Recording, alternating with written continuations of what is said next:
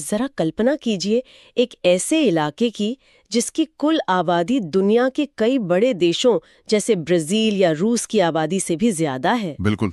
और ये महज कोई देश नहीं है। हाँ, और जहाँ का भूगोल इतना रहस्यमयी है कि मतलब हिमालय से उतरने वाली विशाल नदियां अचानक से पत्थरों के नीचे पूरी तरह से गायब हो जाती हैं। ये सच में सुनने में किसी जादू जैसा लगता है है ना? और जहाँ आसमान में पहली बार चिट्ठियां बांटी गई थीं, तो आज के इस गहन विश्लेषण में, इस डीप डाइव में, हम सिर्फ आंकड़ों से भरे किसी राज्य के नक्शे की बात नहीं कर रहे हैं। बिल्कुल नहीं। आज हम इन तमाम जानकारियों और ऐतिहासिक दस्तावेजों के पीछे छिपी असली कहानी को समझने की कोशिश करेंगे। और हम ये देखेंगे कि कैसे एक ही प्रशासनिक ढांचे के भीतर विविधताओं से भरा एक पूरा उपमहाद्वीप सांस लेता है। मैं इस बात को लेकर बहुत उत्सुक हूँ। देखिए, इस भूभाग को समझना इसलिए भी दिलचस्प है क्योंकि हमारा दिमाग अक्सर चीजों को छोटे छोटे खांचों में बांटना पसंद करता है। बिल्कुल। लेकिन यहाँ हम देखेंगे कि जमीन की बनावट, राजनीति, प्रशासन और सदियों पुरानी संस्कृति कैसे एक दूसरे से गुंथे हुए हैं। मतलब ये सिर्फ नक्शे पर खींची गई कोई राजनीतिक रेखा नहीं है। एकदम सही। यह एक जीता जागता तंत्र है जिसका हर एक हिस्सा, चाहे वो जमीन के नीचे का पानी हो या विधान भवन में बैठे प्रतिनिधि, सब एक दूसरे को प्रभावित करते हैं। तो चलिए फिर जमीन से ही शुरू करते। मैंने जो डेटा देखा है 2,40,928 वर्ग किलोमीटर का एक विशाल क्षेत्रफल है इसका। हाँ, जो भारत के कुल भूभाग का लगभग 7.33% है। बाप रे। और इसका फैलाव पूरब से पश्चिम तक 650 किलोमीटर और उत्तर से दक्षिण 240 किलोमीटर। लेकिन जो चीज मुझे सबसे ज्यादा चौंकाती है वो इसका उत्तरीय हिस्सा है। आप भाबर और तराई की बात कर रही हैं ना? हाँ बिल्कुल। इसे भाबर और तराई कहा जाता है। मतलब नदियों के इस तरह पत्थरों के नीचे अदृश्य हो जाने के पीछे आखिर क्या विज्ञान काम कर रहा है? तो इसके पीछे का विज्ञान सीधे तौर पर हिमालय की ढलानों से जुड़ा है। जब नदियां पहाड़ों की ऊंचाइयों से बेहद तेज वेग के साथ नीचे मैदानी इलाकों की तरफ उतरती हैं, तो पानी सिर्फ अकेला नहीं आता। अच्छा, तो वो अपने साथ क्या लाता है? वो अपने साथ पहाड़ों को काटकर बड़े बड़े पत्थर, चट्टानें और कंकड़ बजरी लेकर आता है। और जैसे ही ढलान खत्म होती है और जमीन समतल होने लगती है, नदी की गति अचानक धीमी पड़ जाती होगी। बिल्कुल। गति कम होने की वजह से ये भारी पत्थर पहाड़ों की तलहटी में जमा होने लगते हैं। सालों साल जमा हुए इन पत्थरों की एक चौड़ी पट्टी बन जाती है। समझ रही हूँ। ये इलाका इतना ज्यादा छिद्रपूर्ण होता है कि पानी सतह पर बहने के बजाय इन पत्थरों के बीच की खाली जगहों से नीचे चला जाता है। इसी इलाके को भाबर कहते हैं।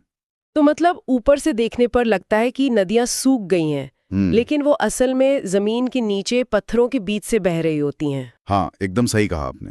लेकिन जाहिर है वो पानी हमेशा पत्थरों के नीचे तो नहीं रहेगा, उसे कहीं ना कहीं वापस सतह पर आना ही होता है ना? बिल्कुल।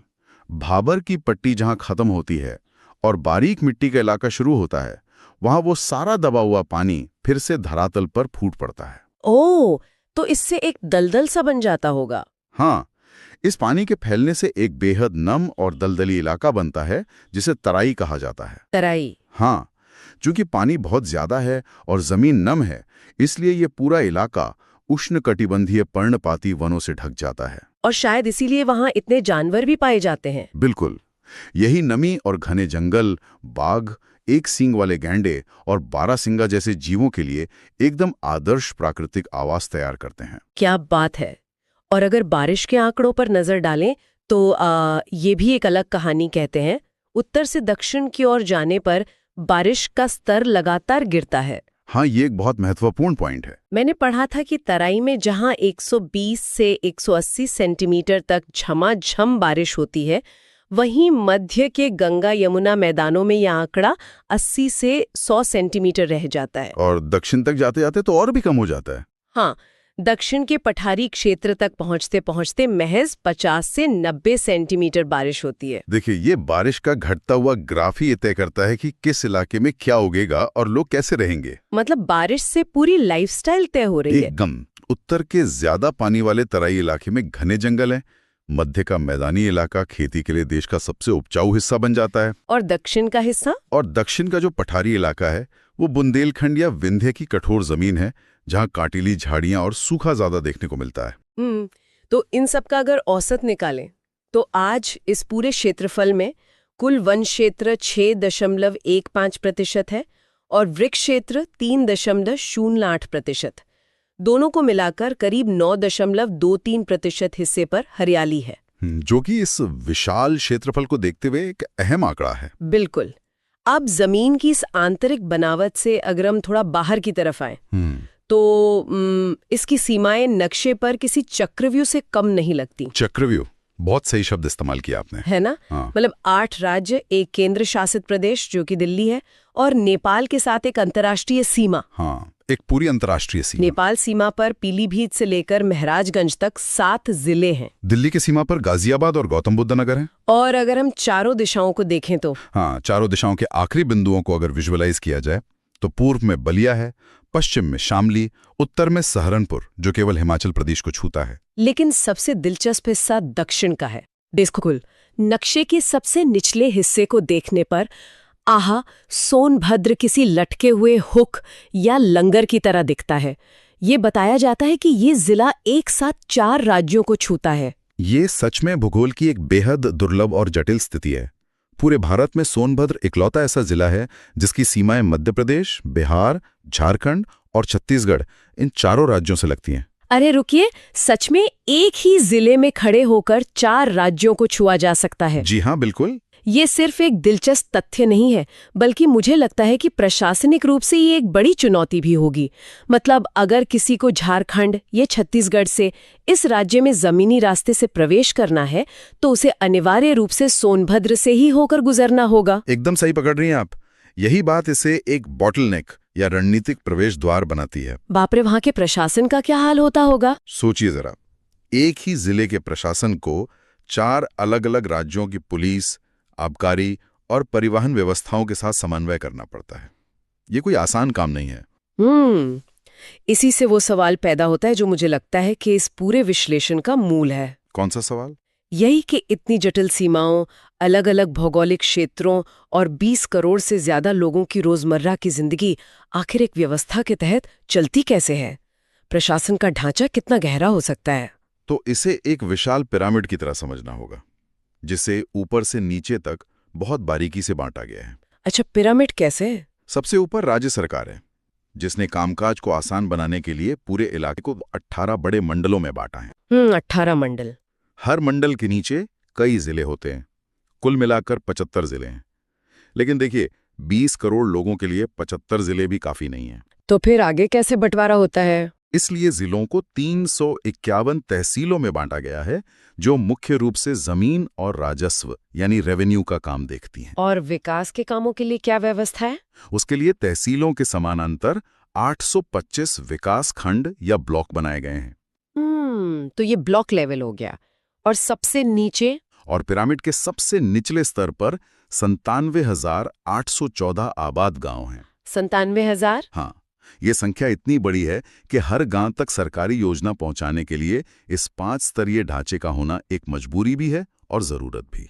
और मुझे लगता है जिलों का आकार भी तो एक जैसा नहीं होगा। बिल्कुल नहीं, जिलों के आकार में भारी असमानता है। उसी तराई इलाके का लखीमपुर खीरी जिला 7,680 वर्ग किलोमीटर में फैला है, जो सबसे बड़ा है। और सबसे छोटा? जबकि हापुड़ जिला मात्र 660 वर्ग किलोमीटर में सिमटा हुआ है। जमीन और आसमान का फर्क है दोनों में। खैर, इस प्रशासनिक पिरामिड को दिशा देने के लिए जो राजनीतिक ढांचा है वो एक द्विसदनात्मक व्यवस्था है। हाँ, 2 सदन है यहाँ। मैंने दस्तावेजों में देखा कि एक विधान परिषद है जो आज़ादी से पहले ही 1937 में बन गई थी और उसमें आज 100 सीटें हैं। सही है। और दूसरा सदन विधानसभा है जिसमें 403 सीटें हैं। वर्ष 2000 में जब उत्तराखंड अलग हुआ उससे पहले ये संख्या 425 थी।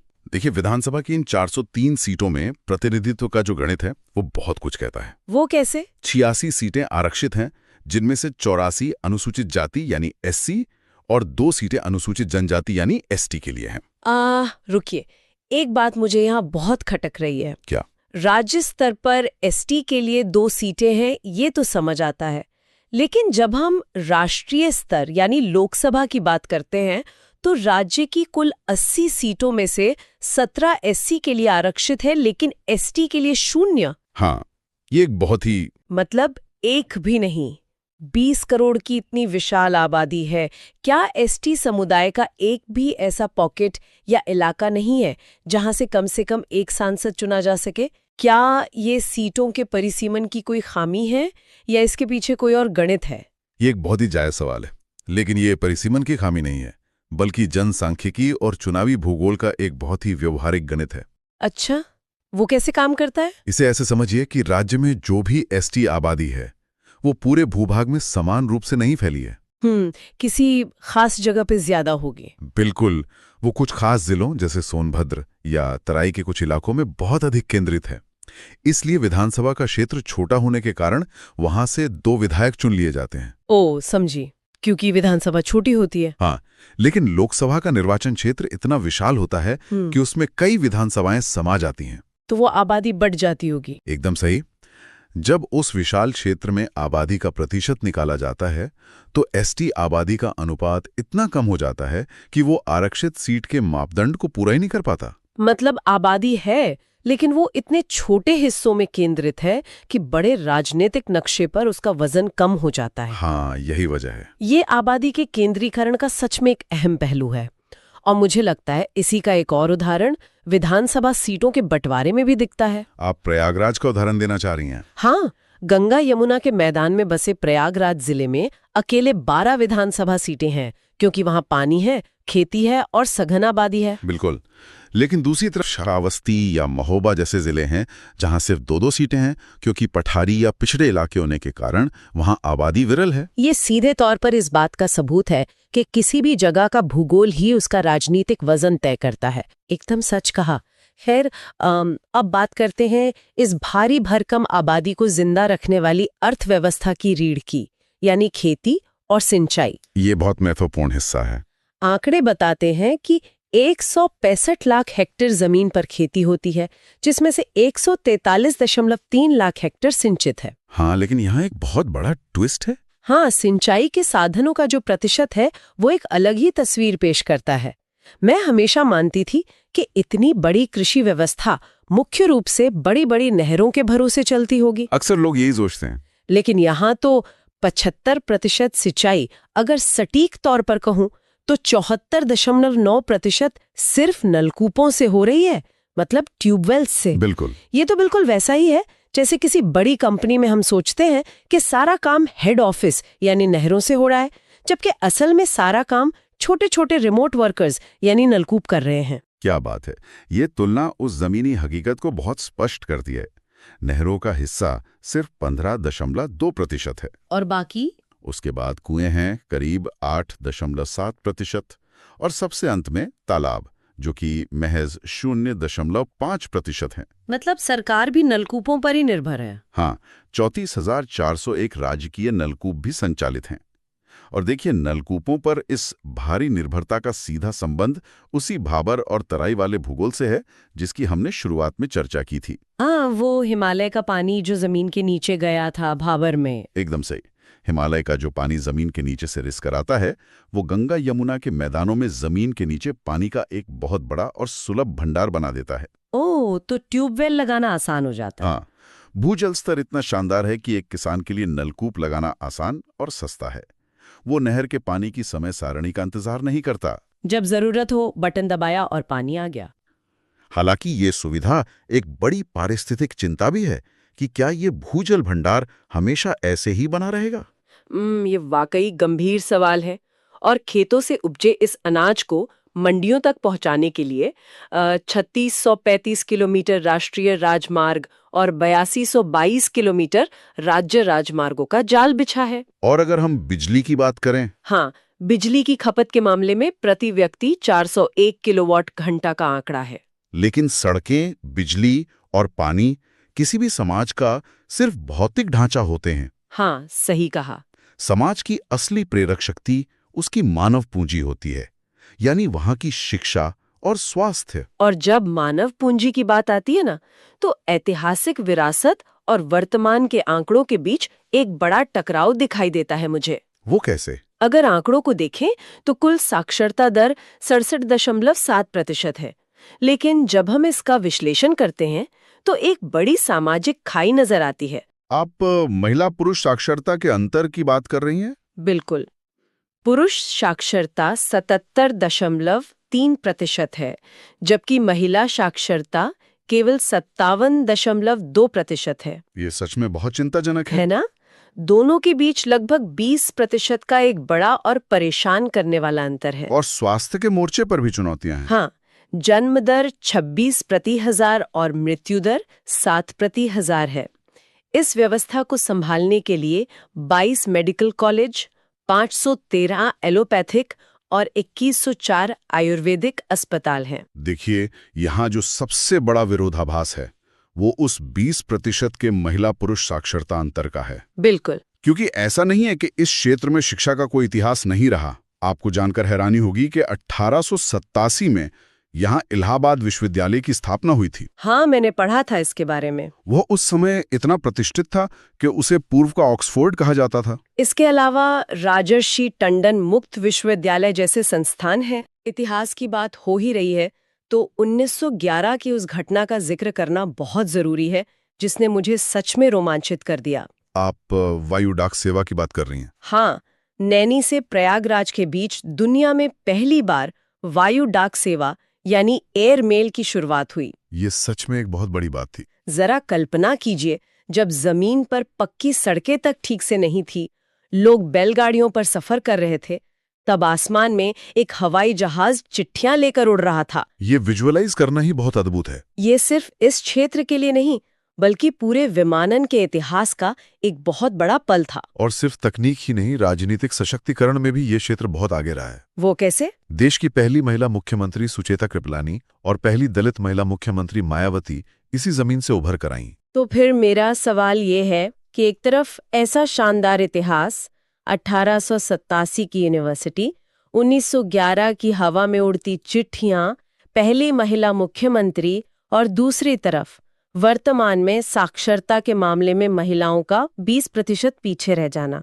ये कैसे हो सकता है? ये एक गहरी सामाजिक वास्तविकता को उजागर करता है। मतलब ये सुविधाएं सब तक नहीं पहुंची। बिल्कुल। ऐतिहासिक रूप से जो भी बेहतरीन संस्थान यहाँ बने, वे काफी समय तक समाज के एक खास और सीमित वर्ग तक ही अपनी पहुंच बना पाए। समझ रही हूँ। शिक्षा का बड़े पैमाने पर लोकतंत्रीकरण, विशेषकर ग्रामीण महिलाओं तक उसे पहुंचाने का जो काम था, उसमें सामाजिक और आर्थिक बाधाएं आड़े आई। ये बताता है कि शानदार इतिहास होना एक बात है, लेकिन उसका लाभ समाज के आखिरी व्यक्ति तक पहुंचाना एक निरंतर और चुनौतीपूर्ण प्रक्रिया है। बिल्कुल। तो भूगोल, प्रशासन, खेती, शिक्षा और ऐतिहासिक विरोधाभासों को समझने के बाद अब बात उस अदृश्य धागे की करते हैं जो इन सबको एक साथ बांध कर रखता है। आप संस्कृति की बात कर रही हैं? हाँ, इसकी सांस्कृतिक पहचान, जिसे अक्सर गंगा जमुनी तहजीब का नाम दिया जाता है, इसका सबसे स्पष्ट और आधिकारिक दस्तावेज राज्य का राजकीय चिन्ह है, जिसे 1938 में अपनाया गया था। और देखिए, ये राजकीय चिन्ह महज कागज पर बनी कोई डिजाइन नहीं है। तो फिर क्या है? यह इस बात का सबूत है कि सदियों से चली आ रही विविधताओं को जब एक प्रतीक में पिरोया जाता है तो वो कैसा दिखता है। मैंने उसे ध्यान से देखा है। एक वृत्त के भीतर 2 मछलियां बनी हैं और एक तीर धनुष है। बिल्कुल। जो जुड़वा मछलियां हैं वो लखनऊ के रूमी दरवाजे से प्रेरित हैं। यह दरवाजा 1784 से 1786 के बीच नवाब आसफुद्दौला ने बनवाया था। तो ये मछलियां मुस्लिम शासकों का प्रतीक है? हाँ, ये मुस्लिम शासकों और अवध की संस्कृति का प्रतीक है। वहीं जो तीर धनुष है वह हिंदू धर्म और भगवान राम का प्रतीक है। और दोनों एक ही घेरे में है? बिल्कुल। एक ही घेरे में दोनों का होना बिना किसी टकराव के इस क्षेत्र की साझा विरासत को स्थापित करता है। इसका मतलब यह है कि इस जमीन ने हमेशा अलग अलग संस्कृतियों को जगह दी है। हाँ, और यह भाषाओं के विकास में भी दिखता है। सही कहा। 1947 में हिंदी को पहली राजभाषा बनाया गया और भाषाई विविधता को जगह देते हुए 1989 में उर्दू को दूसरी राजभाषा का दर्जा मिला। और कला को भी नहीं भूल सकते। हाँ, कथक नृत्य को ही लें, जो मंदिरों की कथाओं से शुरू हुआ, लेकिन बाद में उसने शाही दरबारों में अपनी कला को निखारा। और ये विविधता प्राकृतिक प्रतीकों में भी साफ झलकती है, जैसे कि वहाँ के जानवर और पेड़ पौधे। हाँ, तराई के दलदली जंगलों का बारासिंघा वहाँ का राजकीय पशु है। खेतों और वेटलैंड्स में दिखने वाला सारस राजकीय पक्षी है। और फूल कौन सा है? राजकीय वृक्ष अशोक है और राजकीय पुष्प पलाश है, जो वसंत में खिलने पर अपने गहरे लाल रंग के कारण जंगल की आग भी कहलाता है। और खेल? राजकीय खेल हॉकी है। तो इन तमाम चर्चाओं को अगर समेटा जाए तो आज हमने क्या देखा? हमने बहुत कुछ कवर किया है आज। हाँ, हमने देखा कि हिमालय की तलहटी से कंकरीले पत्थरों के नीचे छिपने वाली भाभर की रहस्यमयी नदियों से लेकर दक्षिण के पठारों तक का भूगोल कैसा है। बिल्कुल। हमने समझा कि सोनभद्र का एक जिला कैसे 4 राज्यों की सीमाओं को जोड़ता है और प्रशासन के लिए कैसी चुनौती पेश करता है। हमने प्रशासन के पिरामिड को भी समझा। सही बात है। 1887 के ऑक्सफोर्ड कहलाने वाले संस्थानों से लेकर 97,000 से अधिक गांवों के उस विशाल नेटवर्क को समझा, जो बड़ी नहरों से नहीं बल्कि लाखों रिमोट वर्कर नलकूपों की मदद से सिंचित होता है। और वो हवाई उड़ान भी। बिल्कुल। हमने उस आसमान को विजुअलाइज किया जहां 1911 में पहली बार चिट्ठियां उड़ी थीं। इस पूरी यात्रा के बाद मुझे लगता है श्रोताओं के लिए एक बड़ा सवाल छोड़ना बहुत जरूरी है। वो क्या है? जब एक अकेली भौगोलिक इकाई के पास एक बड़े देश जितनी विशाल आबादी हो, उत्तर से लेकर दक्षिण तक जलवायु के इतने अलग अलग क्षेत्र हों और प्राचीन महाकाव्यों से लेकर आसमान में उड़ने वाली आधुनिक दाग तक का इतिहास हो, तो क्या उसकी असली ताकत महज उसके विशाल आकार और क्षेत्रफल में है, या फिर उसकी सबसे बड़ी शक्ति इन घोर विविधताओं, चाहे वो भूगोल की हो, संस्कृति की हो या 20 करोड़ लोगों की हो, उसे एक ही प्रशासनिक ढांचे में सदियों तक पिरोकर रखने की क्षमता में है? इस पर विचार करें।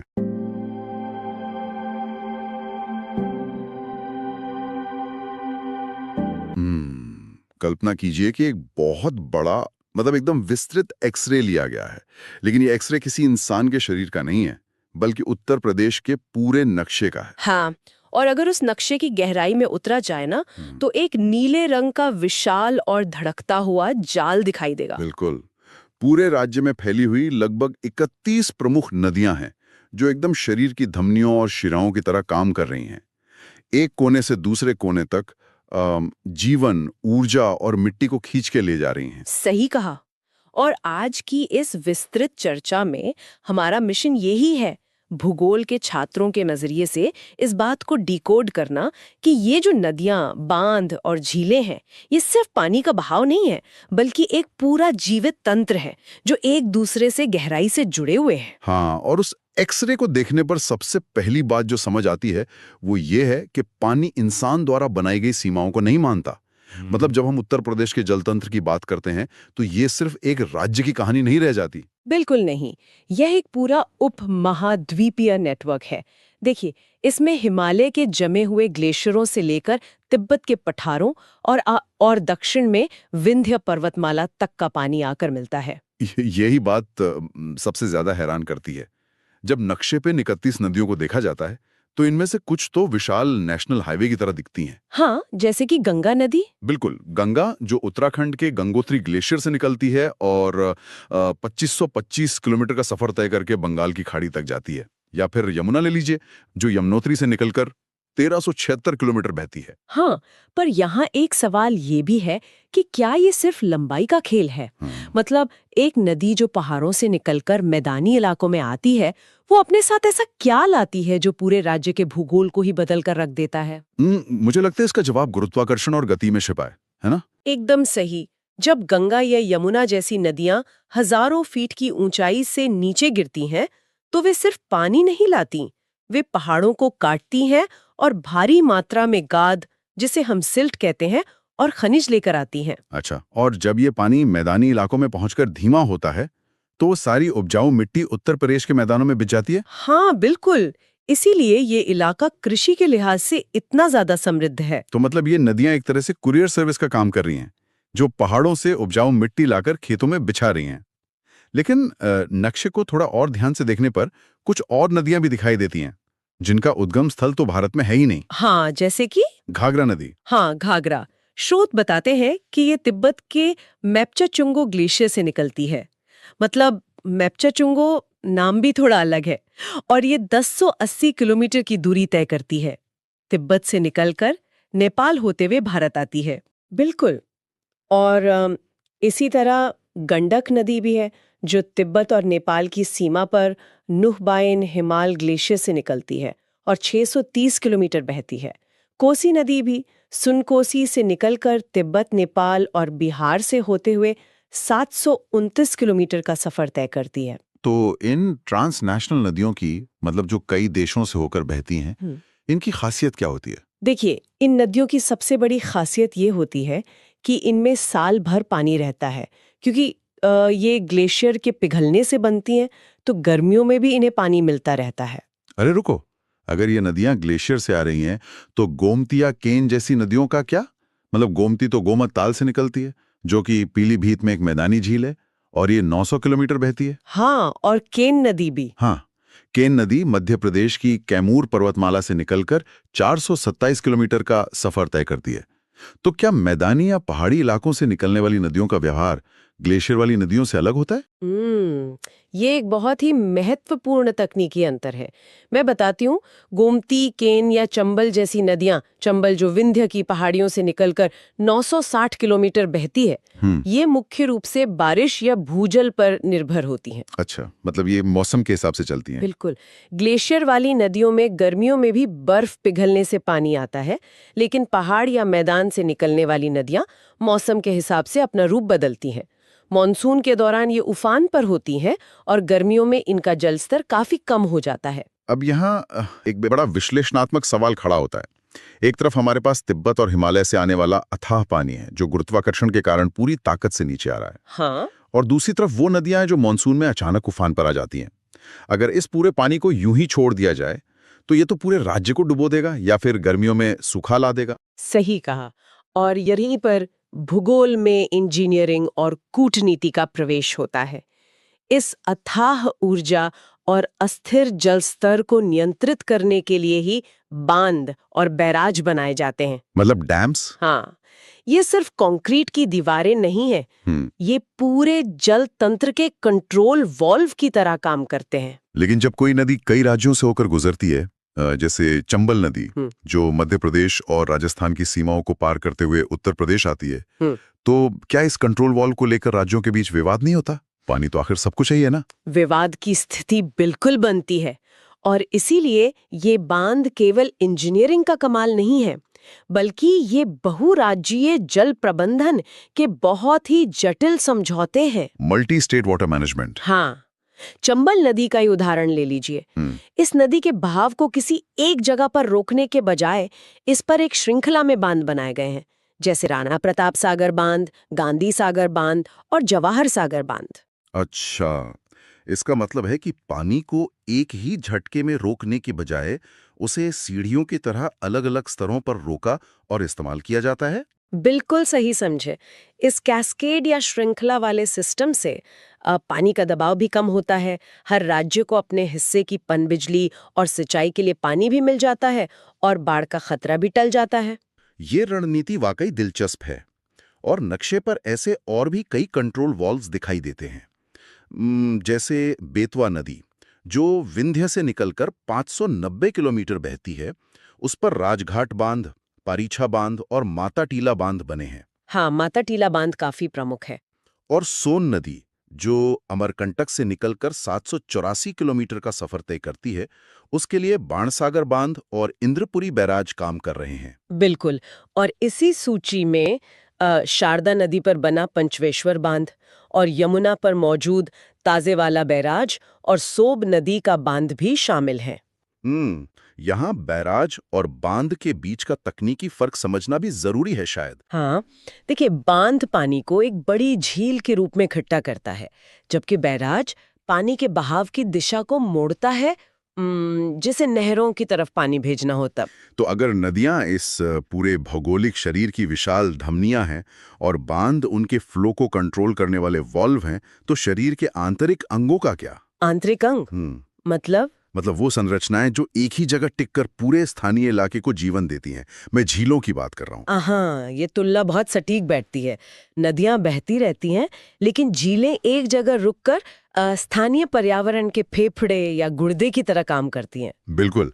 अगर नदियां होलसेल सप्लायर हैं, तो झीलें हमारे रिटेल आउटलेट हैं। हाँ, ये भूजल स्तर को रिचार्ज करती हैं और उन दूरस्थ इलाकों को जीवन देती हैं जहां से कोई बड़ी नदी सीधे तौर पर नहीं गुजरती। लेकिन एक झील बनती कैसे है? मान लिया कि कृत्रिम झीलें इंसान ने गड्ढा खोदकर या पानी रोककर बना दी, जैसे कुलपहाड़ का बिला सागर ताल या झांसी के बुंदेलखंड किले के पास स्थित बरुआ सागर ताल। नेशनल हाईवे 19 पर मौजूद राजा का ताल भी एक जलाशय ही है। लेकिन ये प्राकृतिक झीलें कैसे जन्म लेती हैं? प्राकृतिक झीलों के बनने की प्रक्रिया बहुत ही रोचक होती है। खासकर ऑक्सबो लेक का निर्माण। ऑक्सबो लेक, गोखुर झील। हाँ, गोरखपुर के रामगढ़ ताल को ही ले लीजिए, यह राप्ती नदी के अवशेषों से बनी है। एक मिनट, अवशेषों से मतलब नदी पीछे कुछ छोड़ गई? ये कैसे होता है? इसे ऐसे समझिए, जब कोई नदी मैदानी इलाके में बहती है तो वो सीधी रेखा में नहीं चलती, वो सांप की तरह बल खाते हुए बड़े बड़े घुमाव लेकर बहती है। अच्छा, मिएंडरिंग करते हुए। बिल्कुल। समय के साथ नदी के तेज बहाव के कारण उस घुमाव का बाहरी किनारा कटता रहता है और अंदरूनी किनारे पर मिट्टी जमा होती रहती है। एक समय ऐसा आता है जब वो घुमाव इतना बड़ा हो जाता है कि नदी उस पूरे लूप को छोड़कर सीधा रास्ता अपना लेती है। अरे वाह! और जो पानी का लूप पीछे छूट जाता है वो घोड़े की नाल के आकार की एक झील बन जाता है। इसी को ऑक्सबो झील कहते हैं। रामगढ़ ताल इसी का एक जीता जागता उदाहरण है। क्या बात है! मतलब भूगोल खुद को लगातार दोबारा डिजाइन कर रहा है। बिल्कुल कर रहा है। इसी तरह बहराइच के चित्तौरा गांव में एक बहुत महत्वपूर्ण प्राकृतिक झील है, चित्तौरा झील। हाँ। और यहाँ एक बहुत अजीब बात देखने को मिलती है। कौन सी बात? आमतौर पर नदियां झीलों को पानी देती हैं, हाँ, है ना? लेकिन इस चित्तौरा झील से एक पूरी नदी का जन्म होता है, टेरा नदी। हाँ, ये प्रकृति के स्पंज इफेक्ट को दर्शाता है। देखिए, एक झील सिर्फ एक गड्ढा नहीं होती, ये एक विशाल स्पंज की तरह काम करती है जो बारिश और भूजल को सोख लेती है। अच्छा। जब यह स्पंज पूरी तरह से भर जाता है तो पानी एक धारा के रूप में रिसने लगता है, जो आगे चलकर एक नदी का रूप ले लेती है। अब यहाँ एक और सवाल है जो मुझे थोड़ा परेशान करता है। जब इन झीलों के प्रबंधन की बात आती है तो हमारे स्रोतों के अनुसार उत्तर प्रदेश में इनकी देखभाल जल बोर्ड या सिंचाई विभाग नहीं करता। हाँ, ये सच है। इनका प्रबंधन उत्तर प्रदेश वन विभाग के पास है, मतलब फॉरेस्ट डिपार्टमेंट। ये जिम्मेदारी वन विभाग को क्यों दी गई? पानी का महकमा पानी के विभाग के पास क्यों नहीं है? क्योंकि झील को सिर्फ पानी का एक टैंक समझना बहुत बड़ी गलती है। एक झील अपने आप में एक संपूर्ण पारिस्थितिकी तंत्र है, मतलब एक इकोसिस्टम। अच्छा, इस नजरिए से मैंने सोचा नहीं था। इसके पानी के अंदर के सूक्ष्म जीव, इसके किनारों पर उगने वाली खास तरह की वनस्पतियां, वहां की मिट्टी और उस पर निर्भर रहने वाले वन्य जीव, ये सब एक दूसरे से गुंथे हुए हैं। अगर सिर्फ पानी को देखा जाए और आसपास के जंगल या मिट्टी को नजरअंदाज कर दिया जाए तो झील सूख जाएगी। इसीलिए वन विभाग इसे एक जीवित इकाई मानकर इसका प्रबंधन करता है। इस बात का एक बहुत बड़ा प्रमाण कानपुर के बिना झाबर में स्थित मोती झील है। हाँ, मोती झील। ये एक कृत्रिम झील है, लेकिन इसे लंग्स ऑफ कानपुर कहा जाता है। मतलब एक अत्यधिक औद्योगिक शहर में ये झील हवा को साफ करने और तापमान को नियंत्रित करने का काम कर रही है। बिल्कुल। और मथुरा का गोकुल बैराज भी कुछ इसी तरह स्थानीय पर्यावरण और जरूरतों को संतुलित करता है। सही बात है। और वन विभाग के इस प्रबंधन का सबसे बड़ा और जादुई परिणाम तब देखने को मिलता है जब सर्दियां आती हैं। सर्दियों में क्या होता है? जब इन झीलों के आसपास का पारिस्थितिकीय तंत्र सुरक्षित रहता है तो ये सिर्फ इंसानों के ही काम नहीं आता, ये एक ऐसी घटना को जन्म देता है जो स्थानीय भूगोल को सीधे वैश्विक मानचित्र से जोड़ देती है। ओह, आप अप्रवासी पक्षियों की बात कर रही हैं, माइग्रेटरी बर्ड्स। बिल्कुल। ये हिस्सा तो किसी चमत्कार से कम नहीं लगता। हर साल साइबेरियन क्रेन, ग्रेटर फ्लेमिंगो और सुरखाब जैसे पक्षी हजारों किलोमीटर का सफर तय करके उत्तर प्रदेश की इन झीलों पर आते हैं। सोचकर देखिए, एक साइबेरियन क्रेन रूस के जमे हुए टुंड्रा से उड़ान भरती है। वो हिमालय के खतरनाक और ऊंचे पहाड़ों को पार करती है। बाप रे, इतनी लंबी यात्रा! इस पूरी यात्रा में उसे बेहद ज्यादा ऊर्जा की आवश्यकता होती है। अगर बीच में उसे आराम करने और खाना खाने के लिए कोई जगह ना मिले तो वो आसमान से गिर जाएगी। लेकिन एक बात बताइए, इन पक्षियों के पास कोई सैटेलाइट नेविगेशन या कंपास तो होता नहीं है, तो वे उत्तर प्रदेश के अलीगढ़ या आगरा की किसी खास झील को कैसे ढूंढ लेते हैं? इन पक्षियों के दिमाग में ना एक प्राकृतिक जीपीएस होता है। अच्छा। हाँ, वे पृथ्वी के चुंबकीय क्षेत्र यानी मैग्नेटिक फील्ड्स को महसूस कर सकते हैं। इसके अलावा वे उन्हीं नदियों का इस्तेमाल विजुअल लैंडमार्क के तौर पर करते हैं जिनकी हमने शुरुआत में बात की थी। मतलब नदियां उनके लिए रास्ता बताने का काम करती हैं। बिल्कुल, आसमान से ये नदियां उन्हें चमकते हुए हाईवे जैसी दिखती हैं, जो उन्हें सीधे झीलों तक ले जाती हैं। ये एक अविश्वसनीय कनेक्टिविटी है और इसमें सबसे खूबसूरत विडंबना तो ये है कि कुछ पक्षी अभयारण्य इंसान द्वारा बनाए गए हैं। हाँ, जैसे आगरा दिल्ली हाईवे पर स्थित कीठम झील। बिल्कुल, यह एक कृत्रिम झील है जिसे इंसान ने बनाया था, लेकिन प्रकृति ने और इन पक्षियों ने इसे इतना अपनाया कि आज ये एक राष्ट्रीय पक्षी अभयारण्य बन चुका है। और अलीगढ़ के पास स्थित शेखा झील की कहानी भी बिल्कुल ऐसी है। ये भी एक कृत्रिम झील है जो आज प्रवासी पक्षियों का एक बहुत ही लोकप्रिय ठिकाना है। हाँ, जब वन विभाग इन जगहों पर मानवीय दखलंदाजी को कम करता है और वहां की मछलियों और वनस्पतियों को पनपने देता है, तो साइबेरिया का एक पक्षी हजारों किलोमीटर दूर से उसे अपना विंटर होम बना लेता है। तो अगर इस पूरी चर्चा को समेटा जाए तो जो एक्सरे हमने शुरुआत में देखा था, अब वो सिर्फ नीली रेखाओं का जाल नहीं लगता। बिल्कुल नहीं। वो एक बहुत ही जटिल मशीन की तरह दिखने लगा है। तिब्बत के मापचा चुंगो या गंगोत्री जैसी ग्लेशियर इस मशीन के इंजन हैं। गंगा, यमुना और घाघरा जैसी नदियां इस ऊर्जा को ढोने वाली धमनियां हैं। और जो बहुराज्य बांध हैं, वे इस ऊर्जा को नियंत्रित करने वाले स्मार्ट वॉल्व हैं, जो बिना किसी राजनीतिक सीमा के संसाधन को संतुलित करते हैं। और अंत में वो स्थानीय झीलें जो इस मशीन के सबसे महत्वपूर्ण अंग हैं, जहां ये सारा पानी ठहरता है और जीवन को जन्म देता है। हाँ, ये पूरी तरह से एक दूसरे से जुड़ा हुआ सिस्टम है। अक्सर भूगोल की किताबों में ग्लेशियर, नदियां, बांध और वन्य जीव अलग-अलग अध्यायों में पढ़ाए जाते हैं। इससे ऐसा लगता है कि इनका एक दूसरे से कोई लेना देना नहीं है। हाँ, लेकिन आज की चर्चा ये साफ कर देती है कि प्रकृति के नक्शे पर कोई भी चीज अलग थलग नहीं है। ये सब एक ही कहानी के अलग अलग अध्याय हैं। बिल्कुल, और यही वो विचार है जिसके साथ आज के इस डीप डाइव को विराम दिया जाना चाहिए। जरा इस बटरफ्लाई इफेक्ट के बारे में सोचा जाए। अगर किसी कारण से तिब्बत के उस दूरस्थ ग्लेशियर में कुछ बदलाव होता है या विंध्य के पहाड़ों पर बारिश का पैटर्न बदलता है, तो नदियों का बहाव बदलेगा। बहाव बदलेगा तो मध्य प्रदेश और राजस्थान के बांधों का गणित गड़बड़ा जाएगा। बिल्कुल। और जब वो गणित गड़बड़ाएगा तो हो सकता है कि उत्तर प्रदेश की किसी झील का पानी सूख जाए। और अगर वो झील सूखी? हाँ, और अगर वो झील सूखी तो हजारों किलोमीटर दूर साइबेरिया से उड़कर आने वाले उस एक अकेले पक्षी को शायद उतरने के लिए कोई जगह न मिले। नक्शे पर खींची गई हर एक नीली रेखा, हर एक कंक्रीट का बांध और हर एक छोटी सी झील अदृश्य धागों से जुड़ी हुई है। सच में ये सोचने पे मजबूर कर देता है। तो अगली बार जब कोई भी किसी नक्शे को देखे तो कोशिश ये होनी चाहिए कि उन सूखी रेखाओं के पीछे धड़कते हुए इस पूरे जीवन चक्र को महसूस किया जा सके।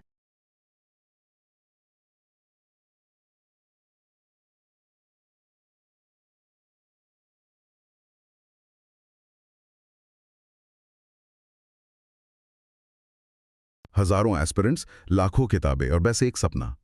पर अक्सर इस भीड़ में हम कॉन्सेप्ट की आत्मा को समझना भूल जाते हैं। बिल्कुल, हम नक्शों को सिर्फ लकीरें समझते हैं और तारीखों को सिर्फ नंबर। और यही वो गलती है जो मंजिल से दूर कर देती है। आज हम उत्तर प्रदेश की विरासत को सिर्फ पढ़ेंगे नहीं, उसे महसूस करेंगे। एक एक तस्वीर, एक एक फैक्ट दिमाग में हमेशा के लिए छप जाएगा। ये सिर्फ जीके की क्लास नहीं है, ये तुम्हारे आत्मविश्वास को जगाने की कहानी है। चलो इस सफर की शुरुआत करते हैं। जी सर। चलो पहली स्लाइड पर आते हैं।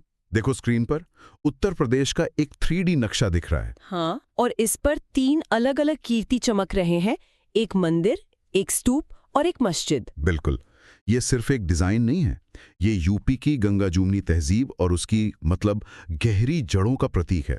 और नीचे देखो, साफ लिखा है 3D map, infographic and exam oriented facts. मतलब हर जानकारी सीधे एग्जाम के लिए है। हाँ। स्लाइड का शीर्षक है उत्तर प्रदेश, प्रमुख धार्मिक एवं ऐतिहासिक स्थल। ये सिर्फ एक टॉपिक नहीं है, ये उस मिट्टी की कहानी है जहां आस्था और इतिहास एक साथ सांस लेते हैं। इसका मकसद है हाई यील्ड जीके देना, मतलब कम समय में ज्यादा से ज्यादा जरूरी जानकारी। हम इसे आर्ट एंड कल्चर और टूरिज्म के नजरिए से भी समझेंगे। सो टाइटल देखकर ही लग रहा है कि ये टॉपिक कितना विशाल है। थोड़ा डर भी लग रहा है कि सब याद कैसे होगा। डरना नहीं है, अब अगली स्लाइड पर पूरा ध्यान दो। जी। देखो, कैसे यूपी के नक्शे पर वाराणसी को हाईलाइट किया गया है। हाँ सर, एक नीली लेजर लाइन सीधे काशी विश्वनाथ मंदिर के 3D मॉडल से जुड़ रही है और दाईं ओर घाटों की तस्वीरें हैं। बिल्कुल, ये तस्वीरें इस शहर की आत्मा को दिखाती हैं।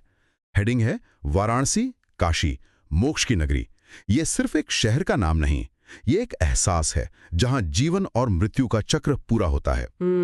ये शहर वरुणा और 80 नदियों के बीच बसा है। अच्छा। और ये दुनिया के सबसे प्राचीन जीवित शहरों में से एक है। इसे प्रकाश का नगर या सिटी ऑफ लाइट भी कहते हैं। अच्छा। काशी विश्वनाथ मंदिर, जो 12 ज्योतिर्लिंगों में से एक है, रानी अहिल्याबाई होलकर ने इसका पुनर्निर्माण करवाया था, ये याद रखना जी। यहाँ कुल 84 घाट हैं, जिनमें दशाश्वमेध घाट जहां गंगा आरती होती है, 80 घाट और मणिकर्णिका जो महाशमशान है, सबसे महत्वपूर्ण है। और भी मंदिर हैं यहाँ? हाँ, संकटमोचन, काल भैरव जिन्हें काशी के कोतवाल कहते हैं, तुलसी मानस मंदिर और भारत माता मंदिर भी यही हैं। और संस्कृति की बात करें तो बनारस घराना संगीत के लिए और बनारसी सिल्क विश्व प्रसिद्ध है। सर, अब समझ आया कि वाराणसी को सिर्फ एक शहर क्यों नहीं माना जाता। एक ही जगह पर इतनी सारी परतें हैं, धर्म, संस्कृति, इतिहास, अब सब कुछ मतलब जुड़ रहा है। बिल्कुल। चलो अब उस जगह चलते हैं जिसका नाम हर भारतीय के दिल में है। अगली स्लाइड। अयोध्या। हाँ, नक्शे पर देखो, एक नारंगी रोशनी सीधे अयोध्या की लोकेशन पर उतर रही है। दिव्यता का संकेत है ये। साथ में राम जन्मभूमि मंदिर की भव्य तस्वीर है। जी सर। हेडिंग है अयोध्या राम जन्मभूमि एवं साकेत धाम। ये सिर्फ एक जगह नहीं, ये मर्यादा और आस्था का केंद्र है। ये पवित्र सरयू नदी के तट पर स्थित है और ये प्राचीन कौशल महाजनपद की राजधानी थी। राइट। राम जन्मभूमि भगवान राम का जन्मस्थान है, जहां भव्य राम मंदिर निर्माणाधीन है। यहाँ हनुमानगढ़ी भी है, 10वीं शताब्दी का एक किलानुमा मंदिर जिसमें 76 सीढ़ियां हैं। अच्छा। और कनक भवन, जिसे सोने का घर कहते हैं, ये माता सीता का महल माना जाता है। इसे टीकमगढ़ की रानी वृषभानु कुंवरी ने बनवाया था। ये तो बहुत दिलचस्प है। लेकिन एक और जरूरी पॉइंट है, अयोध्या 5 जैन तीर्थंकरों की जन्मस्थली भी है, जिसमें आदिनाथ भी शामिल हैं। और यहाँ त्रेता के ठाकुर, सीता की रसोई और गुप्ता घाट जैसे स्थल भी हैं। सर, मुझे ये नहीं पता था कि अयोध्या जैन धर्म के लिए भी इतनी महत्वपूर्ण है। ये एक नया और बहुत जरूरी पॉइंट है। बिल्कुल।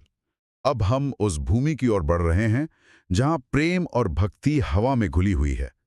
अगली स्लाइड देखो। मथुरा वृंदावन। हाँ, यूपी के नक्शे पर मथुरा वृंदावन को हरे रंग की किरणों से दिखाया गया है, जो प्रकृति और दिव्यता का प्रतीक है।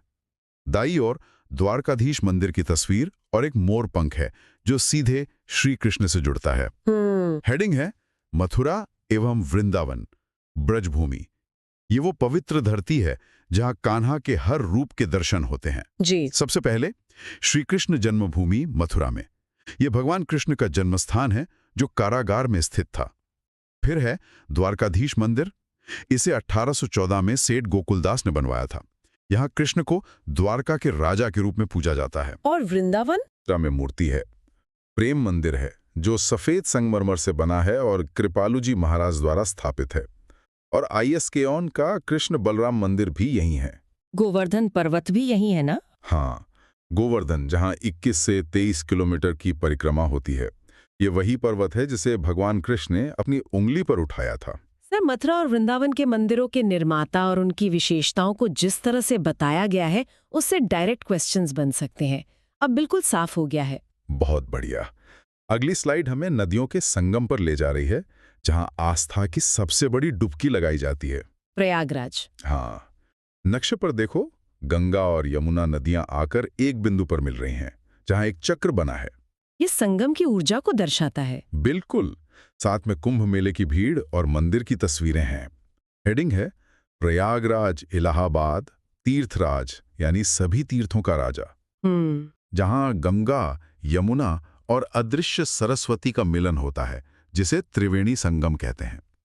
यहीं पर विश्व का सबसे बड़ा धार्मिक जनसमूह कुंभ मेला लगता है, हर 12 साल में महाकुंभ। और अकबर का किला। हाँ, इलाहाबाद का किला। इसे अकबर ने 1575 ईस्वी में बनवाया था। इसके अंदर अक्षयवट और पातालपुरी मंदिर हैं। संगम के निकट बड़े हनुमान मंदिर है, जहां हनुमान जी की लेटी हुई प्रतिमा है। एक ही किले में इतनी चीजें और भी हैं। अलोपी देवी, जो एक शक्तिपीठ है जहां पालकी की पूजा होती है, और भारद्वाज आश्रम, जो एक प्राचीन शिक्षा केंद्र था। सर, अकबर द्वारा बनाए गए किले के अंदर हिंदू मंदिर है, ये तथ्य इतिहास की गहराई को दिखाता है। ये बहुत ही रोचक है। सही कहा। अब हम शांति और ज्ञान के मार्ग पर चलेंगे।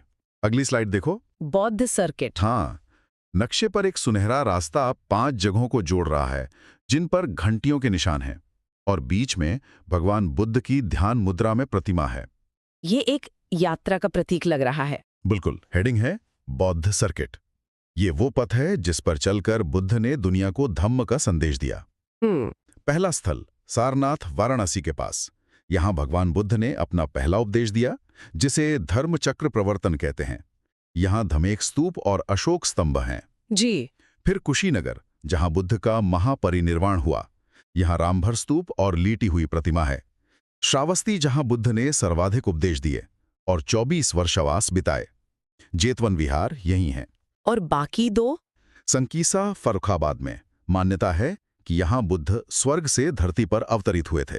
और कपिलवस्तु, सिद्धार्थनगर में, जो भगवान बुद्ध का गृहनगर था। सर, इन सभी जगहों को एक सर्किट के रूप में याद रखना बहुत आसान है।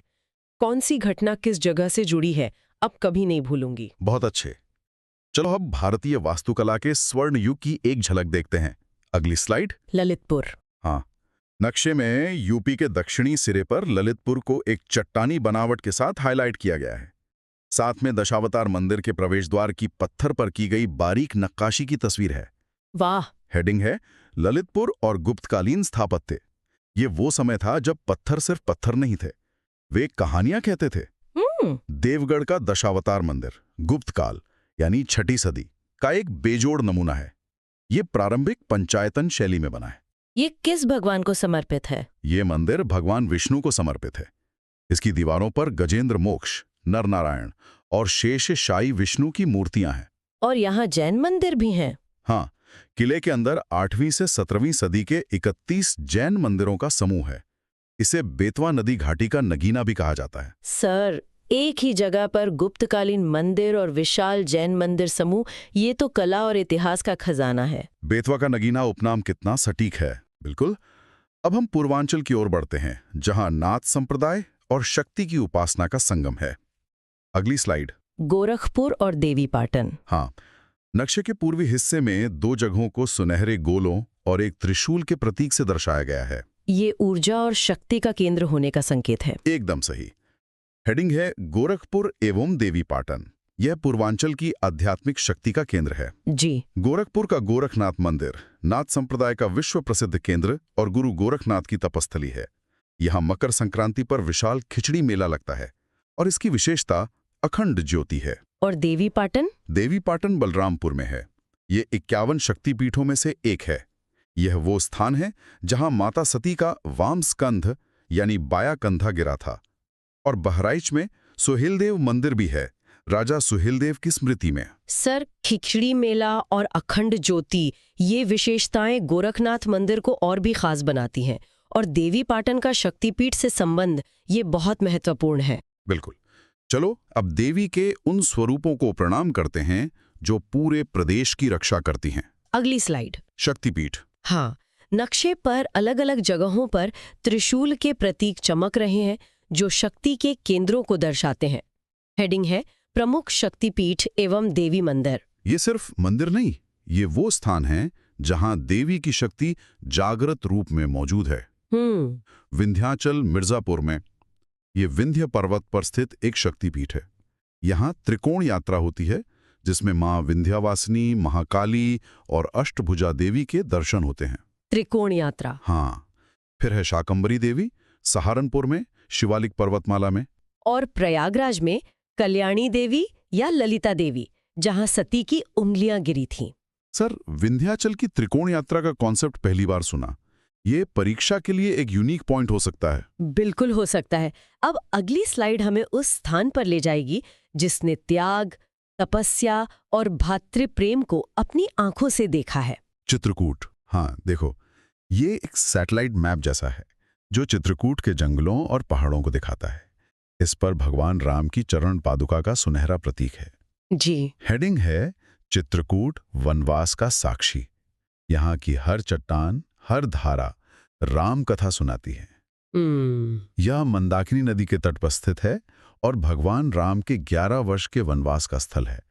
रामघाट, जहां राम और भरत का ऐतिहासिक मिलाप हुआ था। अच्छा। कामदगिरी पर्वत एक प्रमुख परिक्रमा स्थल है।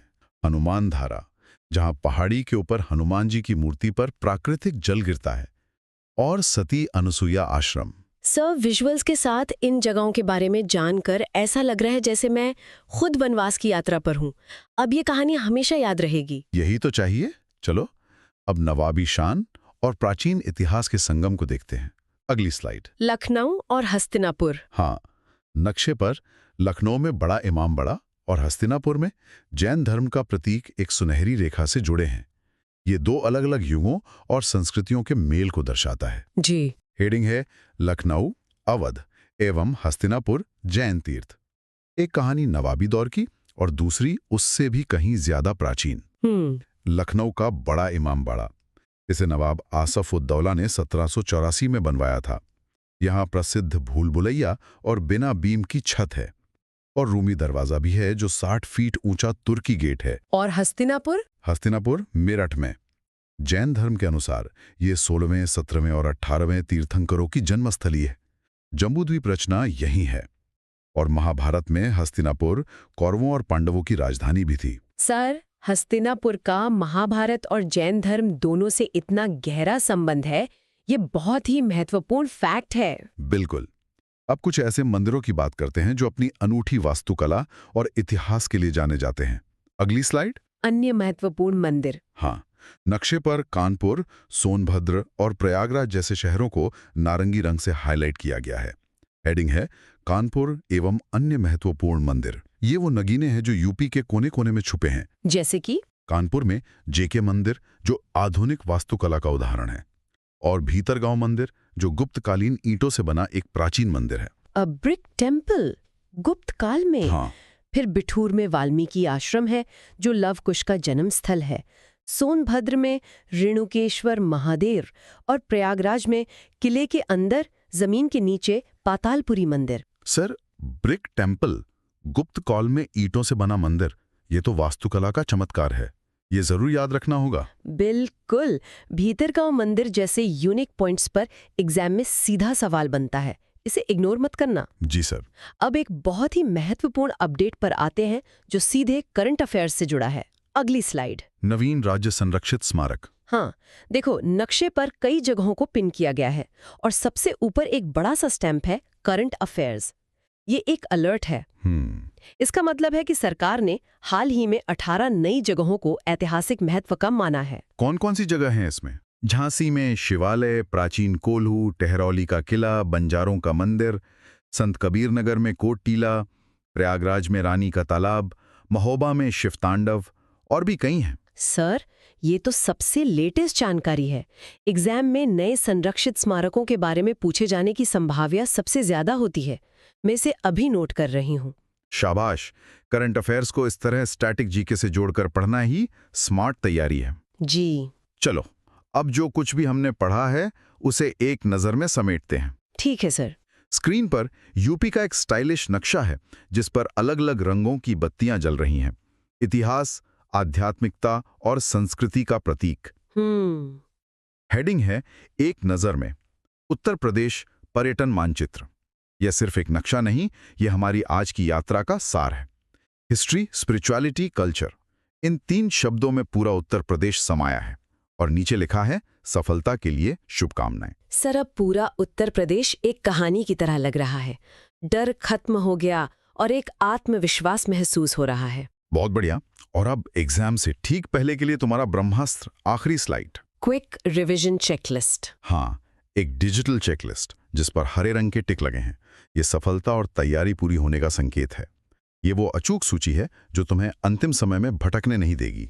इसमें क्या क्या है? अयोध्या सरयू तट पर, कृष्ण जन्मभूमि मथुरा यमुना तट पर, त्रिवेणी संगम प्रयागराज, काशी विश्वनाथ वाराणसी गंगा तट पर, महापरिनिर्वाण कुशीनगर, नाथ संप्रदाय गोरखपुर और दशावतार मंदिर देवगढ़ ललितपुर में। सर, ये तो कमाल है। सबसे महत्वपूर्ण जगहों को उनकी नदियों या शहरों के साथ एक ही लिस्ट में दे दिया है। अब रिवीजन में मिनटों लगेंगे। धन्यवाद सर। उत्तर प्रदेश का एक सुनहरा मतलब एक गोल्डन नक्शा दिखाया गया है। और मैं देख पा रही हूँ कि इस पर 4 लेबल्स भी मार्क किए गए हैं। एकदम सही। अगर हम कंटेंट को ब्रेक डाउन करें तो पहली जानकारी है कि संस्कृति विभाग की स्थापना 1957 में लखनऊ में हुई थी। 1957 लखनऊ, ठीक है। और मेलों की बात करें तो सर्वाधिक मेले मथुरा में लगते हैं। इनकी संख्या 86 है। और सबसे कम मेले कहाँ लगते हैं? स्लाइड के मुताबिक सबसे कम मेले पीलीभीत में लगते हैं और कुल मेले प्रतिवर्ष 2250 से ज्यादा लगते हैं। मेरा एक डाउट है, क्या यूपी में सच में इतने सारे मेले लगते हैं? हाँ, स्लाइड के अनुसार प्रतिवर्ष कुल 2250 से ज्यादा मेले लगते हैं, जिनमें सबसे ज्यादा 86 अकेले मथुरा में है। ये नंबर तो काफी विशाल है। तो याद रखें, सर्वाधिक मथुरा और न्यूनतम पीलीभीत।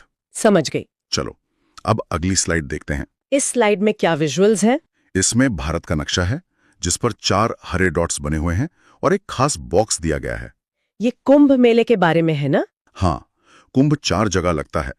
हरिद्वार में गंगा नदी पर, उज्जैन में शिप्रा नदी पर, प्रयागराज में गंगा यमुना सरस्वती संगम पर और नासिक में गोदावरी नदी पर। अच्छा, मेरा एक सवाल है, महाकुंभ कितने सालों बाद आता है? स्लाइड के खास बॉक्स के अनुसार महाकुंभ 144 साल बाद आता है और इसकी शुरुआत हर्षवर्धन ने की थी। और ये जो नीचे यूनेस्को धरोहर वाला पॉइंट है, ये एग्जाम के लिए बहुत इंपॉर्टेंट लग रहा है। बिल्कुल। स्लाइड में स्पष्ट लिखा है कि इसे 2017 में यूनेस्को धरोहर का दर्जा मिला।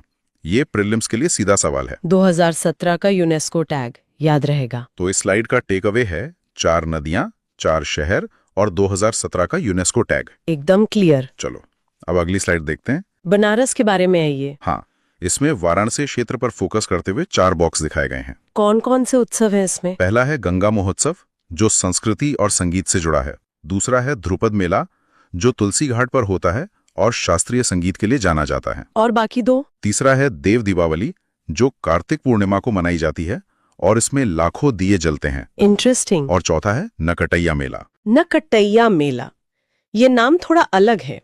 नकटैया मेले का क्या विषय है? स्लाइड में साफ लिखा है कि ये चेतगंज में होता है और रामायण के शूरपणखा प्रसंग से जुड़ा है। शूरपणखा प्रसंग, तभी इसका नाम नकटैया है। बिल्कुल। तो वाराणसी के इन मेलों में देव दीपावली और नकटैया विशेष हैं। आगे बढ़ते हैं। चलो अब अगली स्लाइड देखते हैं। ये तो आगरा की स्लाइड लग रही है। हाँ, इसके बीच में ताजमहल का आइकॉन है और 4 मेले मार्क किए गए हैं। इसमें ताज महोत्सव तो होगा ही। सही कहा। ताज महोत्सव फरवरी में शिल्पग्राम में लगता है। दूसरा है बटेश्वर मेला, जो यमुना तट पर लगने वाला पशु मेला है। और तीसरे नंबर पर क्या है? तीसरा है सुलह कुल उत्सव और चौथा है कैलाश मेला, जो सावन के तीसरे सोमवार को सिकंदरा में लगता है। मेरा एक डाउट है, सुलहकुल उत्सव की खासियत क्या है? स्लाइड के अनुसार ये हिंदू मुस्लिम एकता का प्रतीक है। अच्छा, ये एक अच्छा हिस्टोरिकल पॉइंट है। तो आगरा मतलब ताज, पशु मेला और सुलहकुल। आगरा डिकोड हो गया। चलो अब अगली स्लाइड देखते हैं। इस स्लाइड का विजुअल क्या है? इसमें मथुरा वृंदावन क्षेत्र का मैप है और 5 अलग अलग आयोजन दिखाए गए हैं। ब्रज के लंग, कौन से आयोजन हैं ये? लठमार होली, जन्माष्टमी जो भाद्रपद अष्टमी को होती है, वृंदावन में हरिदास जयंती जहां ध्रुपद गायन होता है, और मथुरा शहर में? मथुरा शहर में मुड़िया या जिसे कंस मेला भी कहते हैं वो लगता है, और विश्राम घाट पर यमुना चुनरी उत्सव। एक डाउट जो हमेशा आता है, लठमार होली कब और कहाँ होती है? स्लाइड में साफ है कि ये बरसाना और नंदगांव में फाल्गुन माह में होती है। बरसाना और नंदगांव फाल्गुन के महीने में। तो ब्रज क्षेत्र में फाल्गुन से भाद्रपद तक हर उत्सव खास है। बिल्कुल। चलो अब अगली स्लाइड देखते हैं। ये अवध क्षेत्र की स्लाइड है।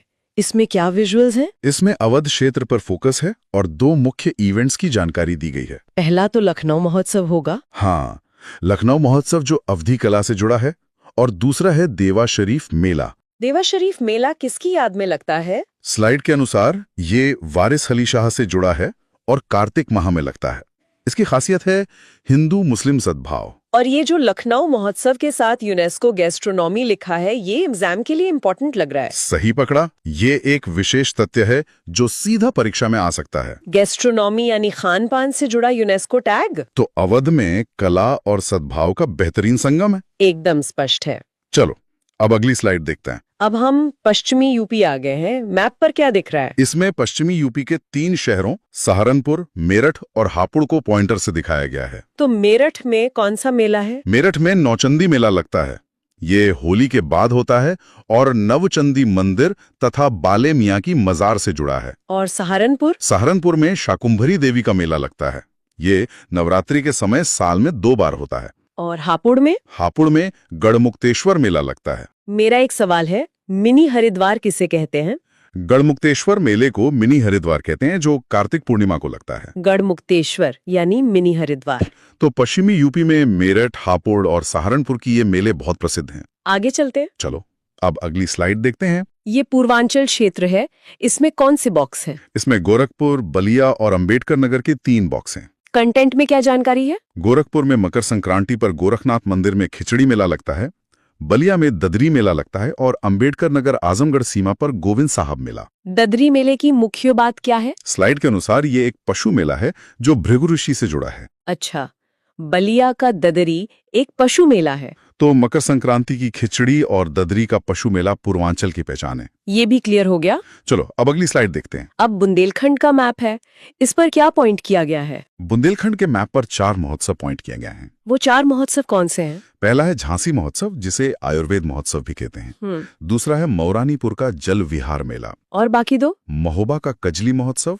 और कार्तिक पूर्णिमा पर कालिंजर दुर्ग में लगने वाला कालिंजर मेला। कजली महोत्सव का संबंध किससे है? स्लाइड में स्पष्ट है कि इसका संबंध महोबा से है और ये आला उदल की वीरता और कीरत सागर से जुड़ा है। आला उदल की वीरता, बहुत बढ़िया। तो बुंदेलखंड के मेले वीरता और प्राचीन किलों का इतिहास बताते हैं। बिल्कुल। चलो अब अगली स्लाइड देखते हैं। ये रोहेलखंड और मध्य क्षेत्र का मैप है, इसमें कौन से मेले हैं? इसमें फर्रुखाबाद, बहराइच और शाहजहांपुर के 4 मेले मैप पर दिखाए गए हैं। फर्रुखाबाद में कौन सा है? फर्रुखाबाद में कंपिल महोत्सव है और गंगा तट पर रामनगरिया मेला है, जिसे मिनी कुंभ कहते हैं। और बहराइच में? बहराइच में गाजी मसूद की दरगाह पर सैयद सालार मेला लगता है और शाहजहांपुर में ढाई घाट मेला।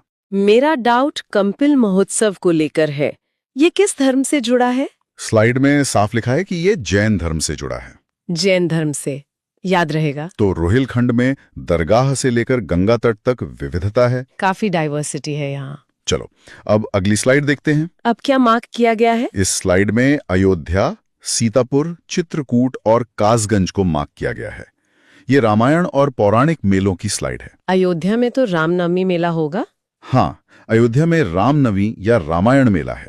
चित्रकूट में भी रामायण मेला लगता है। सीतापुर में क्या है? सीतापुर के नैमिषारण्य में 84 कोस की परिक्रमा का मेला लगता है और कासगंज में सोरो मेला।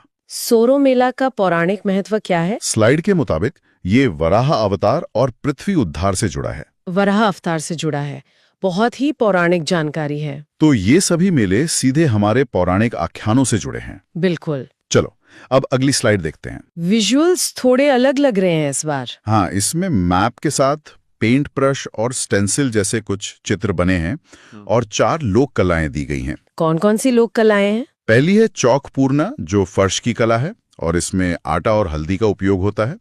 दूसरी है गोदना, जो शरीर पर टैटू बनाने की जनजातीय कला है। और तीसरी है सांझी कला और चौथी है पूर्वांचल की सोन रखना, जो शिशु जन्म या विवाह के समय की जाती है। सांझी कला में किस चीज का इस्तेमाल होता है? स्लाइड बताती है कि ये मथुरा और ब्रज की कला है और इसमें कागज के स्टेंसिल का उपयोग होता है। कागज के स्टेंसिल, अच्छा। तो यूपी की लोक कलाएं रोजमर्रा के जीवन का सुंदर हिस्सा हैं। सही कहा। चलो अब अगली स्लाइड देखते हैं।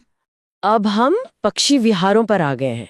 नीले और हरे पक्षियों के आइकन दिख रहे हैं। हाँ, इस स्लाइड में 3 प्रमुख पक्षी विहारों की जानकारी है। पहला कौन सा है? उन्नाव में नवाबगंज या आजाद पक्षी विहार है, जो 1984 में बना पहला पक्षी विहार है।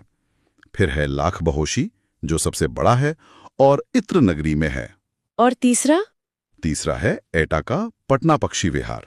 सबसे छोटा पक्षी विहार कैसे याद रखें? स्लाइड में ट्रिक दी है, ईंट जैसा छोटा, ईड यानी एटा, जहां पटना पक्षी विहार है। ईंट जैसा छोटा, ये ट्रिक तो बड़ी आसान है। तो प्रथम, सबसे बड़ा और सबसे छोटा, ये तीनों बहुत महत्वपूर्ण हैं। एकदम पक्के हो गए ये तीनों। चलो अब अगली स्लाइड देखते हैं। इसमें भी पक्षी विहार है? हाँ, मैप में 4 और पक्षी विहार दिखाए गए हैं जिनमें याद करने की ट्रिक्स भी हैं। कौन कौन से? हरदोई में सांडी पक्षी विहार है, मैनपुरी में समान पक्षी विहार है, गौतम बुद्ध नगर में ओखला पक्षी विहार है और अलीगढ़ में शेखा झील है जो प्रवासी पक्षियों के लिए है। सांडी और समान पक्षी विहार के लिए क्या ट्रिक दी गई है? स्लाइड के अनुसार सांडी के लिए ट्रिक है सांड बराबर हार्ड यानी हरदोई, और समान के लिए ट्रिक है मैं बराबर समान यानी मैनपुरी। सांड बराबर हार्ड हरदोई, ये भी अच्छी ट्रिक है। इन ट्रिक्स से परीक्षा में सही उत्तर खोजना आसान हो जाएगा। हाँ, ऑप्शंस देखते ही क्लिक कर जाएगा। चलो अब अगली स्लाइड देखते हैं। इस स्लाइड में क्या है? इसमें पूर्वी क्षेत्र और बुंदेलखंड के 4 पक्षी विहार और उनकी ट्रिक्स दी गई हैं। वो 4 कौन से हैं? संत कबीर नगर में बखीरा पक्षी विहार, रायबरेली में समसपुर, गोंडा में पार्वती अर्गा और महोबा में विजय सागर। रायबरेली के पक्षी विहार को कैसे याद रखें? स्लाइड में बेहतरीन ट्रिक है। समस्या में रायलो यानी समसपुर पक्षी विहार रायबरेली में है। समस्या में रायलो। और बखीरा के लिए बखेड़ा नहीं करते, पार्वती अर्गा के लिए गोद में पार्वती और विजय सागर के लिए विजय का मोर। ये ट्रिक्स सीधे दिमाग में छप जाने वाली हैं। चलो अब अगली स्लाइड देखते हैं। अब हम बांध यानी डैम्स पर आ गए हैं। इसमें क्या फोकस है? इसमें ललितपुर और झांसी को फोकस करते हुए बेतवा नदी तंत्र के 4 बांध दिखाए गए हैं। कौन से 4 बांध? ललितपुर में बेतवा नदी पर माता टीला या रानी लक्ष्मीबाई बांध है, वहीं राजघाट बांध भी है। झांसी में बेतवा नदी पर पारीक्षा बांध और सुकमा डुकमा बांध है। कौन सा बांध यूपी और एमपी का संयुक्त प्रोजेक्ट है? स्लाइड में राजघाट बांध को यूपी और एमपी का संयुक्त प्रोजेक्ट बताया गया है। राजघाट बांध यूपी प्लस एमपी। तो बेतवा नदी पर ललितपुर और झांसी के ये बांध भूगोल के मुख्य हिस्से हैं। आगे बढ़ते हैं। चलो अब अगली स्लाइड देखते हैं। इस मैप में भी डैम्स के आइकन हैं। हाँ, इस मैप में 4 बांध डैम के आइकन के साथ दर्शाए गए हैं। ये पूर्वांचल और विंध्य क्षेत्र के होंगे? बिल्कुल। रेहंद नदी पर रेहंद या गोविंद वल्लभ बांध है। अर्जुन नदी पर अर्जुन बांध है। बाकी 2? चकिया में चंद्रप्रभा बांध है और मिर्जापुर में जिरगो बांध है। सबसे बड़ी कृत्रिम झील कौन सी है? स्लाइड के अनुसार रेहंद या गोविंद वल्लभ बांध पर स्थित झील सबसे बड़ी कृत्रिम झील है। और अर्जुन बांध की भी कोई ट्रिक है? हाँ, स्लाइड में ट्रिक है। अर्जुन बराबर हमीर यानी अमीर, तो ये हमीरपुर में है। समझ गई। तो पूर्वांचल के इन बांधों में रेहंद का नाम सबसे ऊपर आता है। वो सबसे बड़ा जो है। चलो अब अगली स्लाइड देखते हैं। ये जलप्रपात यानी वाटरफॉल्स की स्लाइड है। हाँ, इसमें 4 वाटरफॉल्स की जानकारी दी गई है। कहाँ है ये? चंद्रप्रभा अभ्यारण्य में राजदरी और देवदरी हैं। चित्रकूट में शबरी जलप्रपात है। मिर्जापुर में पिकनिक स्पॉट के तौर पर बिडम और टांडा हैं और सोनभद्र में मुक्खा है। शबरी जलप्रपात का महत्व क्या है? स्लाइड में लिखा है कि ये चित्रकूट में है और राम वनवास से जुड़ा है। राम वनवास से जुड़ा है इसीलिए खास है। तो विंध्य क्षेत्र के ये जलप्रपात अपनी प्राकृतिक सुंदरता के लिए प्रसिद्ध हैं। बहुत सुंदर। चलो अब अगली स्लाइड देखते हैं। अरे, इस स्लाइड में तो वीएस लिखकर 2 बॉक्स आमने सामने रखे गए हैं। हाँ, ये महत्वपूर्ण कंफ्यूजन पॉइंट्स हैं जो अक्सर परीक्षा में कंफ्यूज करते हैं। क्या लिखा है बॉक्स में? पहला है कजली वर्सेस कजरी, दूसरा है बखीरा वर्सेस कबीर मिला। कजली और कजरी में क्या अंतर है? स्लाइड के मुताबिक कजली महोबा का है और आला उदल की वीरता से जुड़ा है, जबकि कजरी मिर्जापुर का वर्षा ऋतु का लोकगीत है। ये महत्वपूर्ण कंफ्यूजन पॉइंट्स वाली स्लाइड एग्जाम के लिए सबसे ज्यादा इंपॉर्टेंट लग रही है। बिल्कुल, एग्जामिनर अक्सर कजली, कजरी और बखीरा कबीर मेला में फंसाने की कोशिश करते हैं। इसे अच्छे से रट लें। बखीरा और कबीर मेला का क्या है? बखीरा संत कबीर नगर का पक्षी विहार है, जबकि कबीर मेला मगर संत कबीर नगर का आयोजन है। तो परीक्षा में इन्हीं छोटी छोटी गलतियों से बचना है। एकदम सही। चलो अब हमारी आखिरी स्लाइड देखते हैं। ये एक समरी स्लाइड लग रही है। हाँ, ये एक समरी स्लाइड है जिसमें पूरे यूपी के मैप पर 5 मुख्य पॉइंट्स का क्विक रिकैप है। क्या क्या है रिकैप में? सबसे बड़ा मेला कुंभ प्रयागराज में, पशु मेला है बटेश्वर आगरा में और ददरी बलिया में। हिंदू मुस्लिम एकता का प्रतीक है नौचंदी मेरठ में और सुलहकुल आगरा में। और देवताओं की होली? देवताओं की होली देव दीपावली को कहते हैं, जो वाराणसी में होती है। जनजातीय मेला कहाँ लगता है? स्लाइड के रिकैप में स्पष्ट है, देवीपाटन बलरामपुर में। ये क्विक रिकैप बॉक्स तो लास्ट मिनट रिवीजन के लिए एकदम परफेक्ट एग्जाम हैक लग रहा है। बिल्कुल, ये स्लाइड पूरी क्लास का निचोड़ है। इस एक स्लाइड में आपका आधा आर्ट एंड कल्चर रिवाइज हो गया। ये सच में बहुत हेल्पफुल है। तो हमने यूपी की कला, मेले और भौगोलिक तथ्य देखे, लेकिन एपिसोड का समापन करते हुए जरा सोचिए 2250 से ज्यादा मेलों को आयोजित करने के पीछे की अर्थव्यवस्था और रोजगार का मॉडल कितना विशाल होगा। ये तो मैंने सोचा ही नहीं। ये आपके लिए खुद से एक्सप्लोर करने का एक नया विषय है। इतने बड़े आयोजन बिना किसी कॉर्पोरेट स्ट्रक्चर के सदियों से चल रहे हैं। ये सच में एक बहुत ही गहरा विचार है। आज के इस डीप डाइव में सारे डॉट्स कनेक्ट हो गए, मजा आ गया। चलिए इसी के साथ हम आज की चर्चा को यहीं विराम देते हैं। आप सभी श्रोताओं को भी इस सफर में हमारे साथ जुड़ने के लिए धन्यवाद। मिलते हैं अगली बार।